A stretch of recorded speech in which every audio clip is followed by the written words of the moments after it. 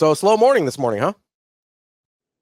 Yeah. Yeah, newsy morning. I'm trying to piece it together myself. I was listening to you guys. I was actually driving in um at sort of as it was breaking. Tom Loy for our site reported it with Dayton, and um I guess if you just think about it in the terms of just the quarterback situation Nebraska has set up right now, and with obviously Trey Taylor in the wings, TJ Lateef, looking good in his first start, and there's a lot of promise there, and obviously Dylan in the fold. Um, if you kind of take away everything else, which I know we can't do, like it makes complete sense to me somewhat because Nebraska does have a stable sort of setup that looks good on paper, where it's pretty crowded. But of course, I know you can't take the last name out of this conversation, but it is interesting. And then I actually was glad I heard Damon calling up the clip from Rhule earlier this week, and that was honestly, we were thinking alike on that. That I was thinking about that comment as I was hearing the news about him. I thought he was just talking to recruits in general, but no, he was talking very specifically about quarterbacks and mentioning Glenn Thomas and like how good a coach he is. And so all that's really interesting as you kind of throw it together in your head in real time. Yeah, BC. That's why we're boys. Because I'm just, and listen, I'm not like some shock jock hot take thing, but this is real time, and I'm trying to connect the pieces based on the personality traits, and without getting into anything other than hypothesis, which is fine. Like we can speculate and talk about that, and I'm more than willing because clearly I've done it in the first segment. Here's something that I think. So there's two things I'm going to hang my hat on. Number one, this staff almost refuses to ever be caught off guard. And even if they are, their ability to pivot seeming seamlessly is admirable, right? Where it's like, okay, this is how it's going to go. This is what I see happening. We'll do this and we'll move on anyway, right? So they don't really blink. But the other thing is, I like how whether we know what to do with the information or not real time, we are privy to the information. Mm-hmm. Do you know what I mean?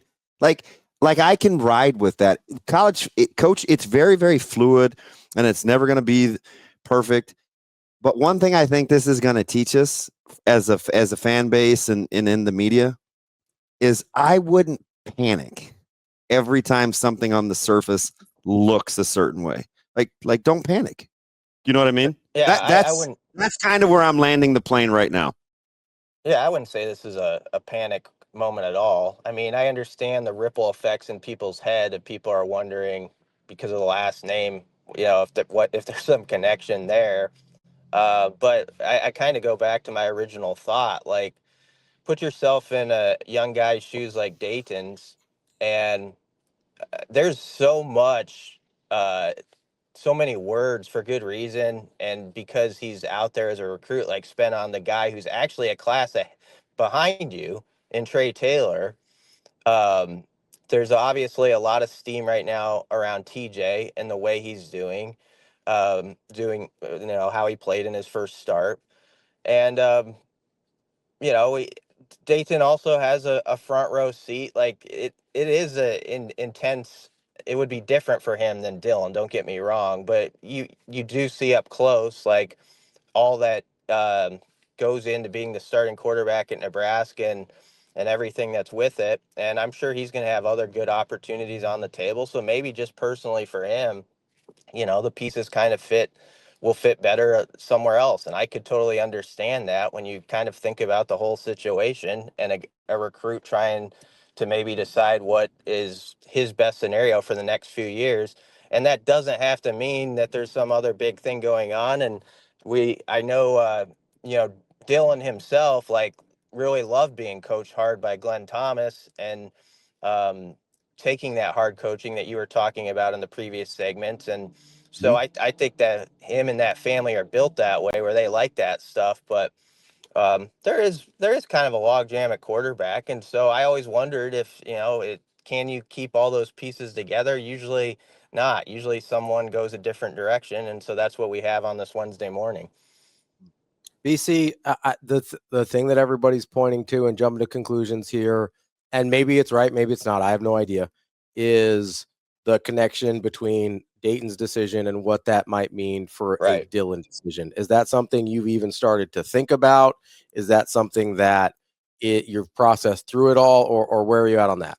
I think everybody's brain is going to ponder that. It doesn't mean you have to jump to the conclusion that that means something's happening there. We're just going to have to wait and see. And I think Damon makes a good point about this is a staff that doesn't panic. I don't think this is a panic moment. If you want a good example of it, go back to like basically the first week of December last portal coaching change cycle, when to outsiders it felt like crap was hitting the fan, with you've got coaches going to Florida State and all this stuff. And I remember that was right around some of the early signing day, and I was struck by, and I don't think it was just a show for the cameras, how cool Matt Rhule was about it all. And like, we're fine, this is fine.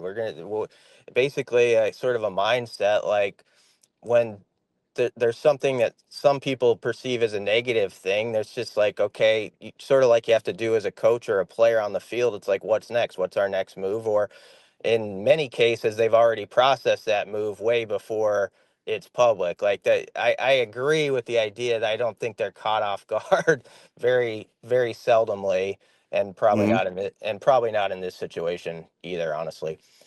BC, I think you kind of touched on something there that I think is what maybe is bothering me the most about some people's reaction to this situation.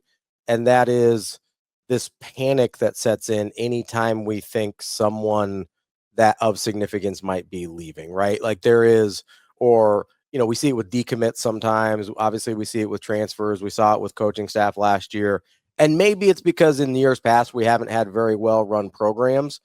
But I do think there is this thing that we need to get past as a fan base and maybe as media members as well, to not panic every time. Like, yes, obviously Dylan Raiola is a really good quarterback. Let's say it does mean that he's leaving. That still, to me, isn't a good reason to panic necessarily, if that makes sense.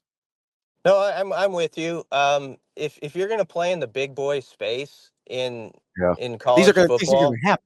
Yeah. yeah, that's just part of it. Like this stuff is Georgia and those programs. There's going to be like four-star guys sometimes where he flips on you at the last second, or you think someone's in your program, then he's not, that sort of stuff. And you have to be well aligned, which Nebraska feels it is, with its leadership and with its finances, that you're like, okay, that happened. Let's slide over to this other option that we're looking at, or we had a plan already for this if these dominoes fell that way. And so I just think, yeah, you do have to kind of get used to that. I think you're right about that sometimes with reaction around here. I can't say how it compares to other places, but I do think like even sometimes, and I don't want to knock a specific kid, but like a 3-star lineman can decommit.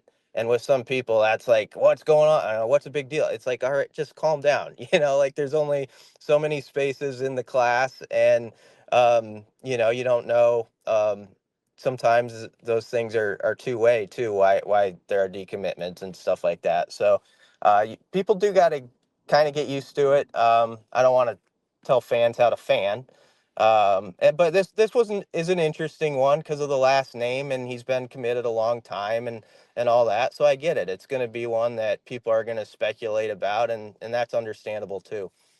I love the excuse me, the reference you're talking about to this space, and if you want to play in this space, because I do think we're going to have to shift gears a little bit in terms of how we look at loyalty. Is too strong of a word, but like, the connection and the commitment and feeling connected during the recruiting cycles to players and then watching their careers block. Like, we're clearly going to have to transition. And along those lines, BC, if we have to kind of adjust, how do you think, or how is it offset at the stadium where Nebraska can build themselves to be able to ride the wave? Is it in the recruiting profile? Is it in the guys that you bring in? Is it setting the culture like I've talked about where you want to make it a difficult place to leave? Like, what is it? What do you think Nebraska's building that can buoy or sustain us while we're transitioning our thought process? I think it's setting a culture that makes guys, once you can get them here, see that if I fight this out and I believe in myself and I actually have the talents I think I do, I will succeed at this program. And there's proof of it because of this guy at this position or that guy at this other position. And you just sort of build up such data with those type of stories, like an Emmett Johnson is a great example. Then and Rhule and his staff are right to highlight him the way they do, not only for having a great individual season, but like the whole publicity thing with him last week is great for your current players and recruits to tell them this is a guy who did kind of jump on the scene, at least to people outside our bubble, out of nowhere. Like people didn't know about Emmett Johnson outside of Nebraska until probably this year very much. And now he's, one of the best running backs in the country. And he's a guy who had to have patience with it and was developed within the program well and has had that success. And if you look at Nebraska's roster right now, this has been well documented, but I'll say it again, 91 of 125 guys are sophomores or younger. And I don't know how that exactly stacks up with other schools, but it is an interesting dynamic where Nebraska truly is trying or looking to be a development program with guys retaining guys and just keep building them in an era where we are very portal centric in all our conversations and thoughts. And so to your question, I just think if you can build that idea like, hey, this is the type of place for, we stick with guys, and if you stick with it here, you can have success, and it doesn't have to be a program where uh, the door is always opening and one guy's leaving, another guy's coming in. I think you can possibly try to be somewhat of an outlier even in this day and age, and I think Nebraska has a setup where maybe that's a pursuit.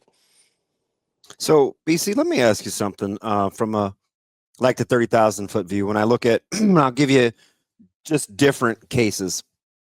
Take Dylan Rogers, Elijah Pritchett, and even Dylan Raiola, right? Who came in with kind of the high accolades as did Pritchett. Can you make, or would you make, even Emmett Johnson? Is there anything that you would say about development and culture that ties all four kind of different guys together, right? You have the high profile transfer, the under recruited,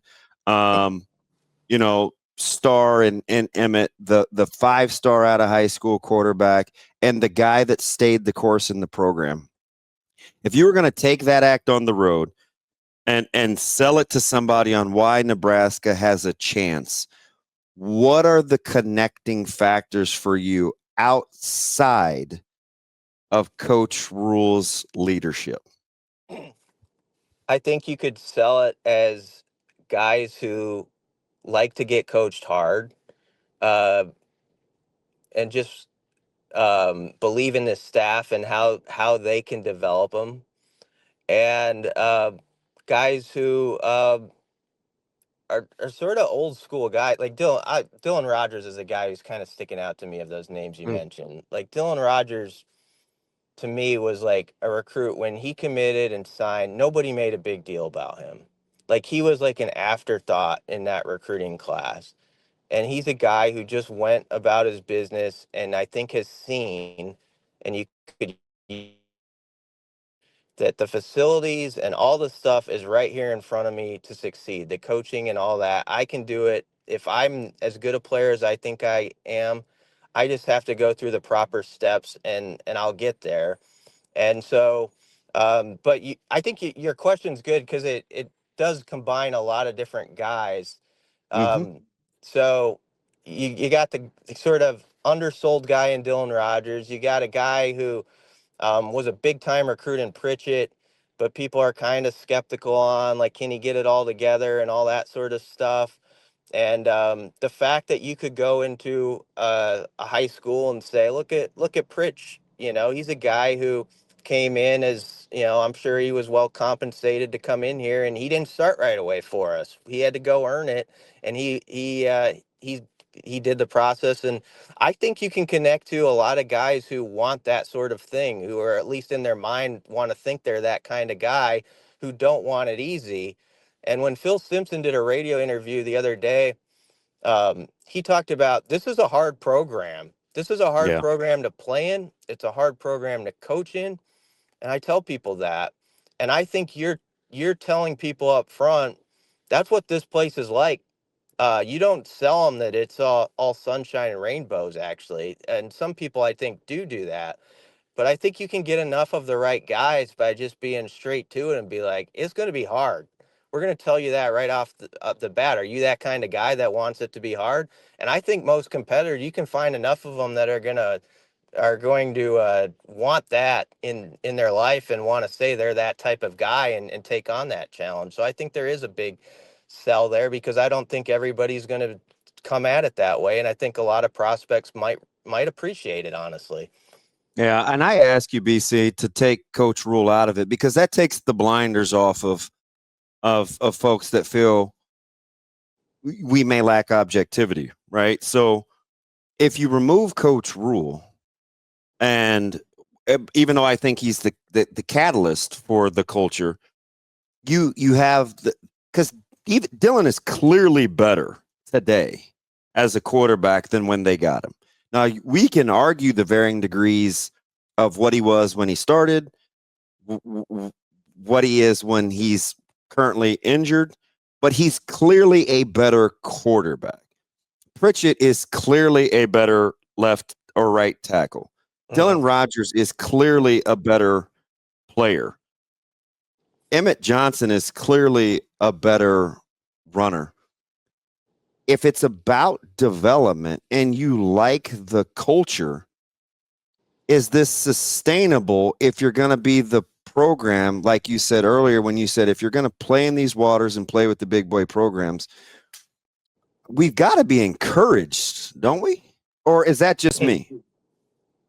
No, I mean, I have been big picture with what they're doing over there, and I think I understand why it's hard sometimes when you're on the car ride in the process, and you do have some of these stops and starts, and there's a night like Minnesota a few weeks ago, and it makes everyone feel like, where is this really going? You kind of get that immediate reaction to it. But I think when you step back and you think about how they are trying to build it and the plan that's in place, I feel like it's the first time. I mean, you can't knock Pelini's results, but I would say even before that, I'd go back further than him as far as just planning and the purpose, like of the plan that's set forward by the head coach, but also then brought down by the assistants and all the people involved.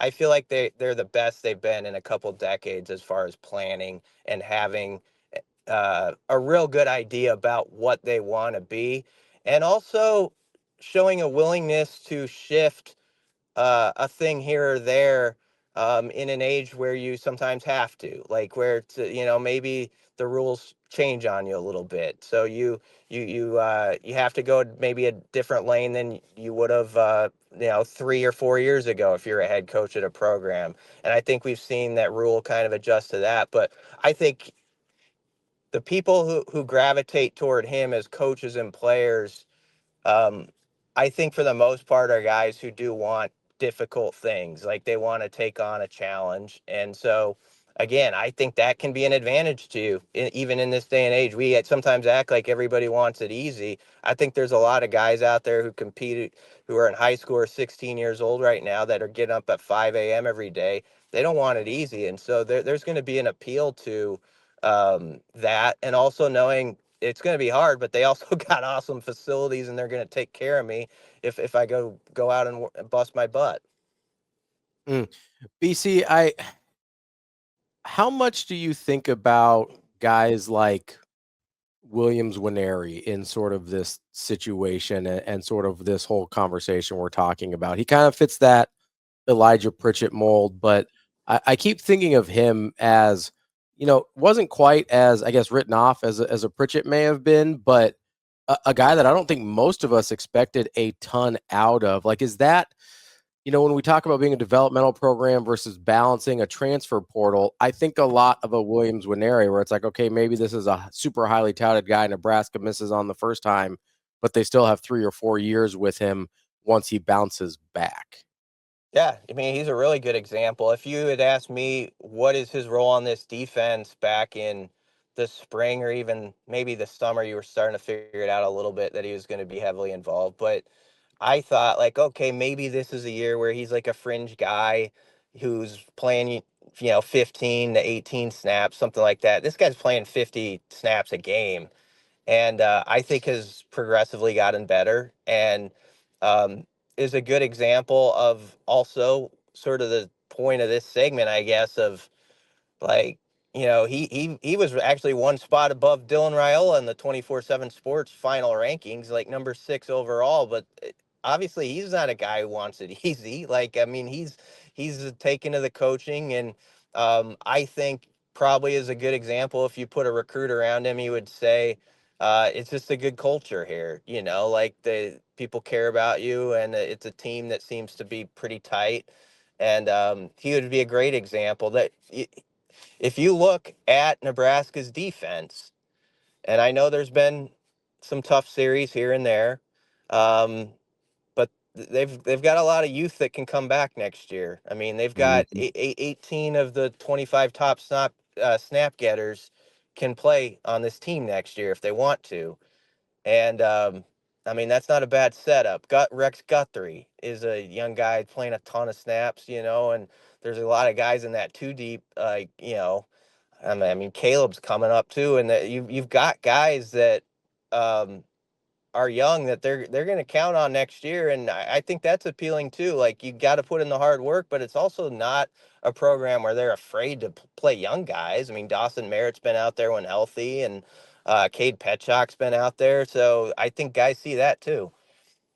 You think at the end of the day that the differentiator on guys that stay in this program and that end up leaving for whatever reason or whatever their talent level is just going to be guys that are cut out or built a certain way to want to, like you said, deal with working and living and playing in a program where it's sort of difficult to exist?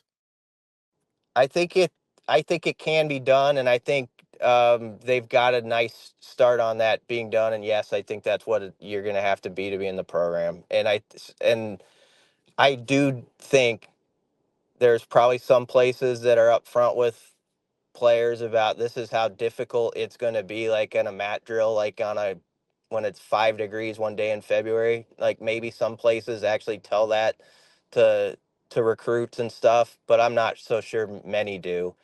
And I actually These think I think there's something in this era to just being straight to the point, like, this is how it's going to be here. It's going to be hard, but we're going to love you up when you put in the work, and the people are going to love you up. This program's going to get covered like nobody's business. It's covered like an NFL team. It's got all that stuff. You just got to put in the work, and that's the way it's going to be. And I just go back to this. There's a lot of guys out there who want that, and you can find them. And I think they've got some of them in that program right now. And there's also guys who are showing, like, hey, maybe it didn't happen my first or second year, but by my third or fourth, I kept with this, and it did work out. So you're starting to get more examples that you can put right in front of people's eyeballs. And ideally, that just sort of feeds off itself, right? Like, next year you got double that amount of stories, and then you double that the next year, and then you're off and running. That's what you're looking for. BC. I can't hear me. Can you still No. hear me? Hang on. Go ahead. Yeah, give just a second here, BC. Yeah, no problem. Working on some technical difficulties here at the at headquarters. Yeah, Austin's gonna help him out with his headset here. Uh, there you go. I think he's back. BC, sorry about that. I stepped on my own cord Oh, like that. Anyway, B, let me ask you something. You knew it was going to be a small class. You could tell it was going to be a small class. When you go back and you listen to Coach Rhule be very firm and direct about it being a small class and spots closing quickly, do you look at that any different now in hindsight? I don't know, maybe a little bit. I don't know if I'm reading too much into it, but I just there are no coincidences, right? No, probably not. I mean, there definitely wasn't when he talked about Glenn Thomas specifically, and it, if you want to Yeah, be I'm coached looking well. at that whole thing different now. Yeah, that quote seems pretty obvious now a few days later. Whew. Yeah, I mean, you talk about panic, there that has been sometimes a panic point. Although I think a lot of people have been pretty reasonable, I have to say, about this class and its ranking and understanding like, yeah, you're gonna see a graphic or something that they're ranked 80th or whatever this cycle, but I think people are starting to wise up to the idea that I always use it as like a sandwich. It's like what are your two recruiting classes, and then like what's the portal class in between them? Like you're almost combining like three things together now to actually form a full opinion on like the prospects you've brought in over like 12 months. And so I do think people are adapting to that mindset. But yeah, if you're a recruit out there, I think, Nebraska can say like, if we're after you right now at this point in the 26th class, we really want you because this is a small class. So you're very valued if you're a part of that. And also, that if any recruit does his research, Nebraska will play the portal game a little bit. And, they're just not taking people to take them right now. Not that a lot of places are, but that would be very obvious to any prospect. And so if I got an offer from Nebraska today and did even a minimal amount of research, I'd be like, they're really into me. Like this isn't a show deal. This is a place that sees how I can be used and that I could be a player there. BC, we got to let you go, but real quick here, just not speaking about anybody specifically, and I mean that. How often, just for people who aren't as familiar with the recruiting processes, how often is it when we see a decommit that it is the kid's choice versus a school's choice to no longer take that player? I would say over my history of doing it, I don't know. It's probably like more slanted toward the school, probably in general, and over like a decade of doing this. But sometimes it is honestly a kid's shot, or it's just an understanding between both sides. A lot of times it just sort of fizzles a little bit, right? Like a kid kind of understands I'm not hearing from these guys quite as much, and I'm sure there's some truth. Some staffs, I'm sure, are better about just speaking to the point than others about it. But a lot of times, it's just kind of obvious, like, hey, the love, it just doesn't quite. There wasn't that love connection there was like 6 months ago or a year ago, or you see that maybe they're going a different way. And so I'd say as much as it is a kid, oftentimes it's the school. It's probably at least 50-50, I think. Okay, that's all I was wondering, because I think that number would surprise people, just for my anecdotal. Yeah, it probably would. BC, we appreciate the time so much. Great stuff as always. We'll talk to you next week. Yeah, thanks for having me, guys. Thanks, B Sizzle.